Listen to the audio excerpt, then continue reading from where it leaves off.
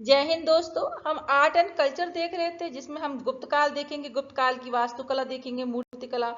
इससे पिछले वीडियो में हमने मौर्य कला देखा था और मौर्य कला को देखा था। ठीक है, गुप्त काल की जो कला है चौथी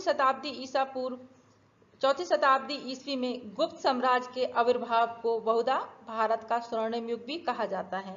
यहाँ प्रारंभिक गुप्त शासक बौद्ध थे और उन्होंने बौद्ध वास्तुकला की परंपरा जारी रखा। लेकिन मंदिरों की वास्तुकला उत्तरवर्ती गुप्त काल में हिंदू शासकों के संरक्षण में प्रसिद्ध हुई। इस अवधि में मंदिरों की वास्तुकला अपने शिखर पर पहुंची। तो ठीक है, गुप्त काल में मंदिर की वास्तुकला अपने शिखर पर पहुंची। इस प्रकार बौद्ध और जैन कला भी गुप्त काल में अपने शिखर पर पहुंची। तो बौद्ध और जैन कला भी अपने शिखर पर पहुंची गुप्त काल में, और मंदिर की वास्तुकला भी। ठीक है, तो इसमें देखेंगे मंदिरों को भी वास्तुकला देखेंगे हम। ठीक है, देखिए गुप्त वास्तुकला देख लेते हैं। गुप्त काल में के दौरान गुफाओं का वास्तुशास्त्रीय विकास निरंतर होता रहा, तथापि गुफाओं की दीवारों पर भित्ति चित्रों का प्रयोग एक अतिरिक्त विशेषता बन गई। तो आपको जो गुप्त काल की वास्तुकला देखेंगे तो यहाँ भित्ति चित्रों का प्रयोग क्या है, एक विशेषता है।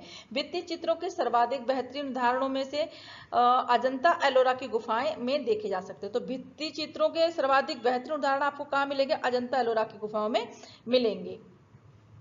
तो देखिए अजंता की गुफाएं आपको महाराष्ट्र के औरंगाबाद के निकट मिलेंगी।